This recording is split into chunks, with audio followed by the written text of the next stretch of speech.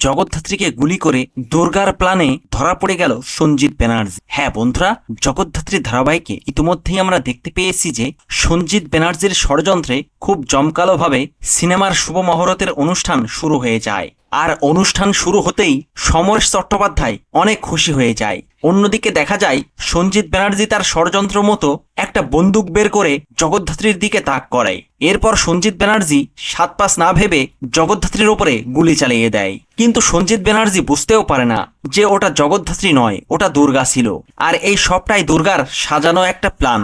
তবে যাই হোক, দুর্গা তার পরিকল্পনা মতো গুলিটা লাগার সাথে সাথেই মাটিতে লুটিয়ে পড়ে। আর এমন সময় স্বয়ম্ভু এসে চিৎকার দিয়ে দুর্গাকে নিয়ে হসপিটালের দিকে ছুটে যায়। আর এদিকে জগদ্ধাত্রী জ্যাসানলাল রূপে সঞ্জিত ব্যানার্জি ও উৎসবকে হাতে নাতে গ্রেপ্তার করে। তবে ভয় পাওয়ার কিছু নেই, সবটাই তো দুর্গার প্ল্যান মতো হয়েছে। তাই হতেই পারে যে গুলিটা হয়তো দুর্গার গায়ে লাগেনি। দুর্গা হয়তো প্ল্যান করেই এই নাটকটা সাজিয়েছে সঞ্জিত ব্যানার্জিকে ধরার জন্য। তাই এরপরে ঠিক কি ঘটতে চলেছে সেই সবটা জানতে চোখ রাখুন জগদ্ধাত্রী ধারাবাহিকের পরবর্তী এপিসোডে। ভিডিওটি ভালো লাগলে লাইক, শেয়ার ও সাবস্ক্রাইব করে সাথে থাকুন। ধন্যবাদ।